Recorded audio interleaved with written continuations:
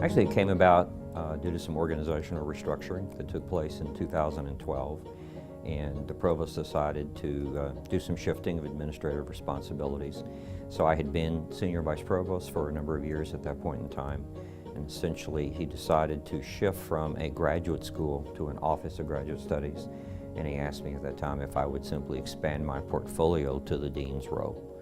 And so in some ways, it's fair to say I didn't go looking for the job came looking for me, but I was pleased to do it. It's a role in which I'm very pleased to play.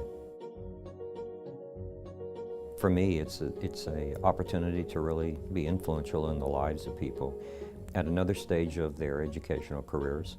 I spent much of my life really focused on undergraduate education, but in the latter stages of my career really shifted to a focus on graduate education due to a lot of the research that I was doing. And so even over the past several years, I've been the mentor and chair of dissertation committees for graduate students, so I continue to work with them. In fact, I'll be graduating a student in August as a case in point. But I like the influence for people at that stage of their careers, both at the master's and the PhD level. And serving in this role really gives me an opportunity to make a difference. Yeah, I'll just take that and sort of expand it to, if I wasn't a professor, what would I be doing? And I've been doing this for so long, it's actually difficult to imagine. I think that if I go back and look at maybe at junctures in my career, I probably would have gone into probably legal work of some kind, either been as a criminologist. I think I would have been drawn perhaps to some aspect of criminal justice, not as a practitioner, but maybe as a criminal justice administrator. But probably I would have gone into some type of law. Entertainment law actually fascinates me, and so who knows, I could have been a part of the Hollywood crowd. You're mostly going to find me at home trying to recover from the week. I occasionally eat out. Well, I actually eat out every weekend, so the question would be, what restaurant would you find me at? And the answers are sort of varied to that. And also, and I just have to be honest, where you'll find me on many weekends is in the office, because it's relatively quiet and allows for some really unstructured but also uninterrupted time.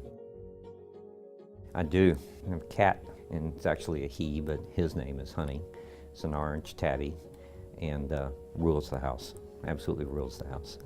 So he's a rescue cat, and when he first came up, he's actually darkened a bit from his kitten days, but he did have almost a very sort of a honey-colored coat, hence his name.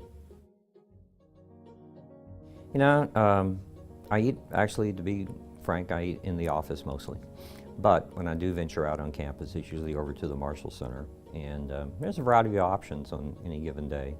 And I am actually a fan of Top of the Palms, and so when the opportunity presents itself, you'll find me up there taking advantage of the buffet.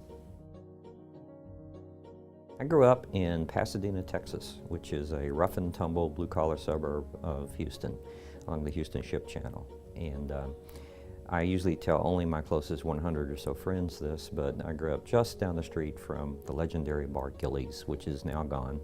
But it was, as I was growing up, it was a place that my parents absolutely forbid me to go anywhere near. So it was always amusing to me when it became almost internationally famous at a later point in life. But no, Pasadena, Texas, the Houston area, University of Houston grad, as a matter of fact. Did my master's at the University of Houston and have always been struck by the similarities between the two urban institutions.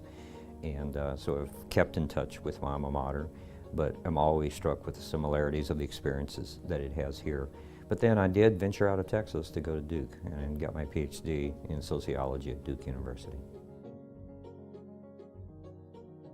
You look at my radio, the tastes are a little eclectic, and if you're punching the buttons, you get mostly 70s, 80s, but you'll also come across even classic. There's one classical station, and then if you keep punching, even country will pop up, but you'll see that the modality is rock, especially for 70s and 80s.